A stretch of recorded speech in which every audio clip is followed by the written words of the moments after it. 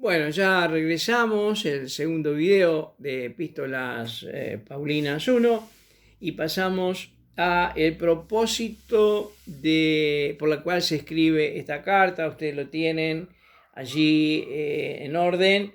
Mi página es la 33.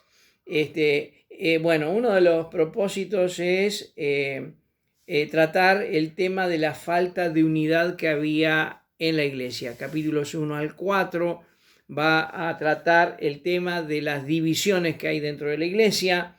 Ya sabemos que, bueno, los hermanos, cuando hablamos de iglesia, no hablamos de un edificio, porque no habían edificios.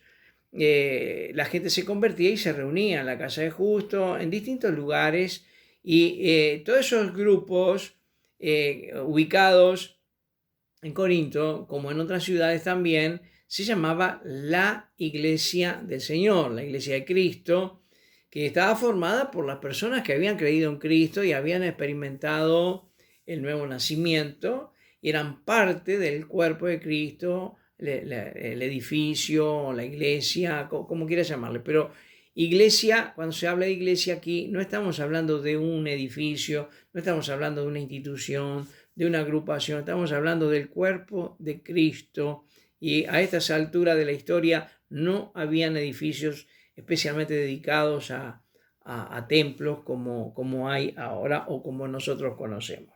Entonces, ¿cuál era el tema acá? La falta de unidad, porque habían grupos que tenían sus predicadores preferidos, ¿no? A mí me gusta Pedro, al otro le gustaba Apolo, al otro le gustaba Pablo, al otro le gustaba qué sé yo quién, y cada uno se había agrupado o se había puesto allí en una suerte de división con su predicador preferido. Entonces Pablo tiene que abordar este tema. Otro de los temas es la falta de disciplina. Habían desórdenes en el culto, en la reunión, muchos desórdenes, algunos de ellos producidos por las mujeres que se habían convertido y venían de la vida de la idolatría o de la prostitución, o venían, no sé, sacerdotisas, de la vida que se tenía allí en Corinto. Y bueno, no había, había desorden, vamos a decir así, interrupciones en las reuniones. Bueno, los de Corinto eran así, ¿no? Los desórdenes en las reuniones, y bueno, y tiene que tratarlo, ¿no? Bueno, los pleitos que habían entre ellos, o sea, las diferencias que había entre los hermanos, no las resolvían entre ellos con sabiduría, no, iban a los jueces, digamos, del mundo, para que los jueces del mundo pudieran resolver las diferencias que había entre los hermanos. Otro de los problemas. Otra falta de reconocimiento, su falta de reconocimiento de cuál debe ser la conducta cristiana en las relaciones sexuales. Toma también este tema sobre las relaciones sexuales, los trata aquí porque, como decíamos, es una ciudad sin límites y con hábitos morales muy bajos. Otro de los puntos, la falta de entendimiento en lo que respecta a los principios cristianos en la conducta de los fuertes. ¿Cuál era el problema? Habían restaurantes, como en toda ciudad, y como había tanta idolatría, en cada restaurante se ofrecían esos alimentos que se habían preparado, habían sido ofrecidos a los dioses, a los distintos dioses de estos lugares. Entonces, por allí un hermano estaba con sus otros hermanos o un grupo, estaba comiendo, o solo, estaba comiendo en un restaurante donde estaba la estatua del dios, qué sé yo cuál, y pasa un hermano por la calle o por la vereda y ve a este hermano comiendo en este lugar comida que ha sido consagrada a los ídolos, y entonces se producía un escándalo, como puede ser, que qué sé yo, qué sé cuánto, toda esta problemática. Entonces, ¿qué es lo que dice Pablo? no hay dioses, Dios es el único. Y bueno, nosotros oramos por la comida y la santificamos y comemos en el nombre del Señor, punto. Pero dice, pero por causa de tu hermano que es más débil en la fe, hay que abstenerse. Porque esta conducta, como uno es fuerte y tiene este nivel de fe o grado de fe, no le afecta nada y sigue para adelante. Pero el hermano que es débil en la fe, al ver esto, le afecta y le hace daño. Entonces, absténgase de determinadas conductas o hábitos o costumbres, no porque sea mala o dañina, sino por causa de tu hermano. Interesantísimo esto, hermano. Que Pablo lo aborda aquí en otro de los problemas. El método que usa Pablo para tratar los asuntos aquí en esta ciudad, en primer lugar, Pablo, mire que había problemas, divisiones, temas sexuales, pecados adentro de la iglesia sexuales, discriminación, problemas de matrimonio, costumbres del mundo que se habían introducido dentro de la iglesia. O sea, todavía habían creído en Cristo, pero faltaba cambiar el modo de pensar, transformar el modo de pensar, y para la transformación del pensamiento era necesario el conocimiento de las verdades acerca de Dios. Esta gente había nacido en medio de toda esta cúmulo de perversión, de idolatría, y quién sabe las cosas que trajeron de otras partes del mundo, ¿no? Entonces requería cambiar, borrar el disco duro y poner una nueva información. Entonces, mediante que no viene con el marrón y a romper todo, no. Primero, mire qué interesante el método, y esto se utiliza en todas las cartas de Pablo. Él comienza reconociendo la obra de Cristo, exaltando a Cristo, hablando del Señor, que Él es el todo en todo y Él merece ser exaltado y reconocido. Comienza poniendo bien en alto, en medio de este ambiente con tantos problemas, en alto y en claro la persona de Jesucristo. Este es el método o la forma en que Pablo va a afrontar los grandes problemas que hay en la iglesia, que hubo en la iglesia. Yo digo que no deja de ser muy interesante esto, ¿no? Especialmente para los pastores, la gente que tiene que tratar los problemas que hay en la iglesia, que cuando nosotros tratamos de corregir utilizando nuestra experiencia, nuestro, conocimiento y nuestras habilidades y la psicología y cuántas otras cosas, dañamos más, hacemos más destrozo. En cambio, el método de Pablo era primero exaltar a Cristo, que todos tengan bien en claro la obra de Cristo y que todos exaltemos a Cristo. Cuando Cristo es la cabeza y es visto con claridad y adorado por todos, de allí desciende la luz, la unción, la dirección para poder tratar los asuntos. Si no hay sujeción a Cristo y reconocimiento de la obra de Cristo, todo lo demás puede terminar en peores problemas. Entonces, es muy interesante esto, y es el método que usa el apóstol para tratar las cosas aquí. Bueno, pasamos a las lecciones de enseñanza práctica, ¿no? Esta carta dice rebosa de enseñanzas prácticas, pero en el contexto general de la misma queremos destacar especialmente algunas de ellas. Por ejemplo, el amor y la paciencia de Pablo, su celo y responsabilidad con la verdad. Con la verdad. Y la verdad es Jesucristo. Recuerden, yo soy el camino, la verdad y la vida. O sea, Pablo estaba muy comprometido y con una gran responsabilidad con la verdad, con el Evangelio y con la verdad, para poder corregir, reprender, con absoluta firmeza, con autoridad, con justicia. Otro tema, otra lección, en Corinto podemos ser advertidos acerca de, fíjese qué interesante, la facilidad con que las personas pueden ser desviadas de la fe y la verdad al no examinar constantemente sus propias vidas, ¿no? Es interesante, ¿no? Que es peligroso desviarse, correrse, desplazarse, derrapar del camino, de la verdad, del camino que es Cristo, cuando no nos analizamos nosotros mismos.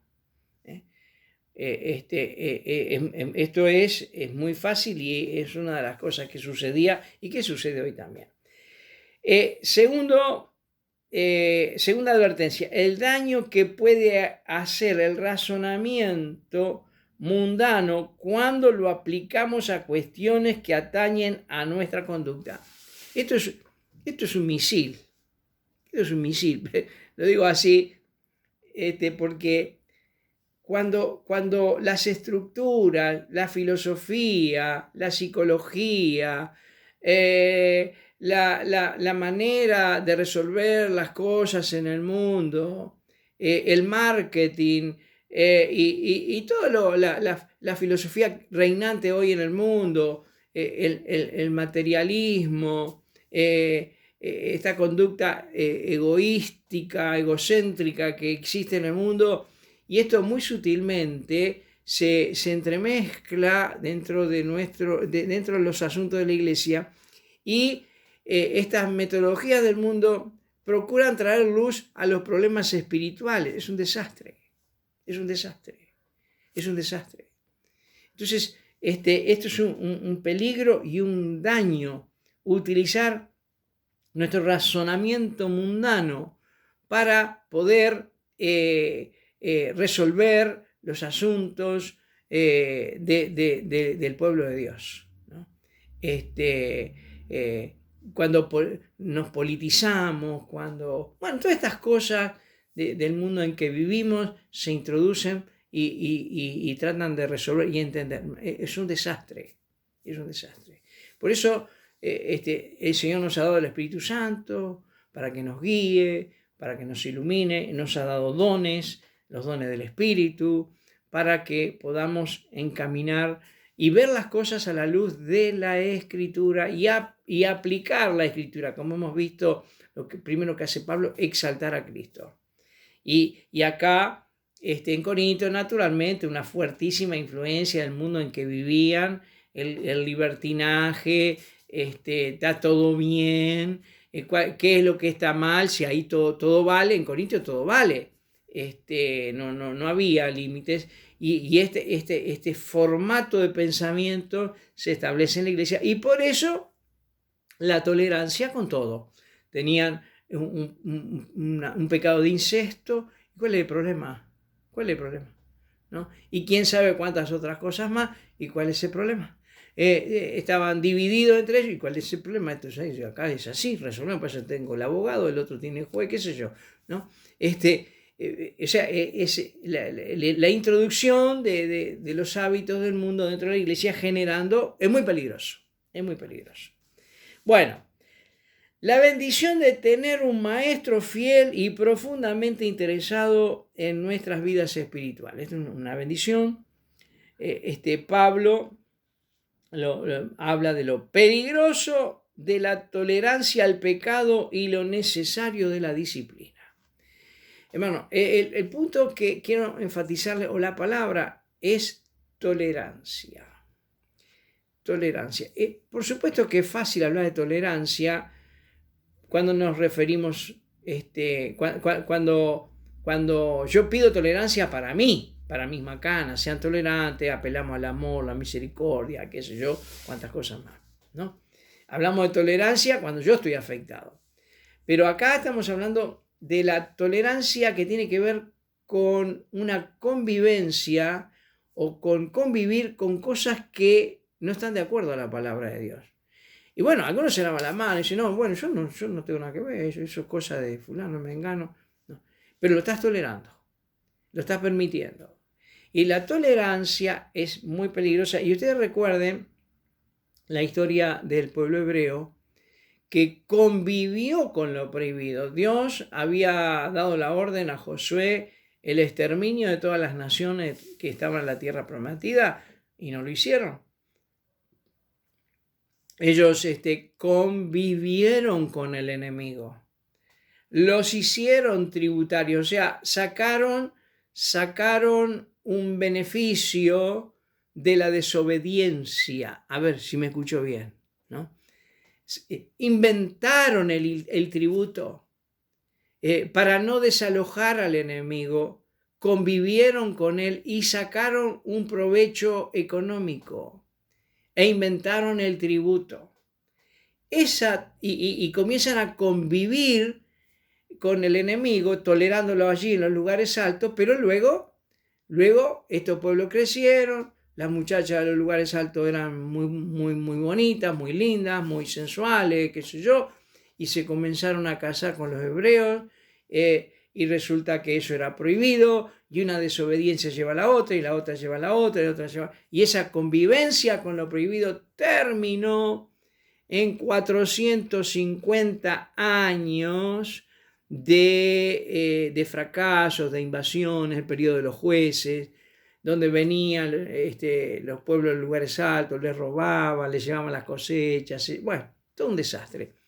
¿Por qué comenzó todo eso? Con la tolerancia. Traigo a memoria esta experiencia del pueblo hebreo para que entendamos que la tolerancia con lo prohibido, con el mundo, dentro de la iglesia, del cuerpo de Cristo, puede conducir a los mismos destinos que el pueblo hebreo. Un desastre. Entonces acá va a tratar el tema de la tolerancia con el pecado y lo necesario de la disciplina. Y después ya vamos a ver la disciplina que aplica Pablo. Dios me libre, ¿no? Ahora van a ver. Lo difícil de renovar mentalidad habituada al pecado. No es tan fácil. Lo mismo pasó con los hebreos cuando salieron de Egipto. Eran libres de Egipto, pero seguían todavía acá en la cabeza. ¿Qué tenían? Tenían el modo de pensar de los egipcios. Hasta extrañaban la comida que tenían en Egipto. Se olvidaron del látigo, se olvidaron de los palos, de trabajar de sol a sol. Eso se olvidaron. Extrañaban la comida, se quisieron regresar. O sea, que eran libres, pero sus mentes todavía no habían sido liberadas de las costumbres y el formato de la vida en Egipto. Añoraban la cebolla, añoraban las ollas con los pucheros y despreciaron el maná, que era el alimento que Dios le daba cada día una figura de Cristo. Interesante. Seguimos. Lo delicado de nuestras actitudes respecto a cosas que pueden ser tropiezo o ofensa a la fe de hermanos excesivamente escrupulosos. Ya hace un ratito comenté de esto, los que eran débiles en la fe. Otro punto, que Satanás tiene poder y no escatima en usarlo para beneficio de su reino. Y detrimento de la iglesia de Cristo, aún utilizando las cosas más sagradas y espirituales, por ejemplo, falsificando los dones del Espíritu. Lo catastrófico de la falta de amor, consideración y coordinación entre los miembros del cuerpo y el resultado de muerte que trae el servicio hecho sin tener en cuenta a los demás para gloria personal. Temas en Corinto. Su falta de reconocimiento de cuál debe ser la conducta cristiana en las relaciones sexuales, su falta de entendimiento en lo que respecta a los principios cristianos, en la conducta que los fuertes o liberales hacia los débiles, etc. Ya hablamos de esto. Su conducta desordenada en la asamblea, capítulos 11 al 14. La conducta de las mujeres, la conducta de los ricos y los pobres en la cena del Señor, la valorización y uso impropio de los dones del Espíritu. Desórdenes por todos lados había, ¿no? La falta de retener la verdad relativa a la resurrección de los muertos. Y aquí, capítulo 15 de Corintios. Muy bien, aquí nos detenemos otra vez porque se nos ha pasado el tiempo. Ya regresamos en un momento.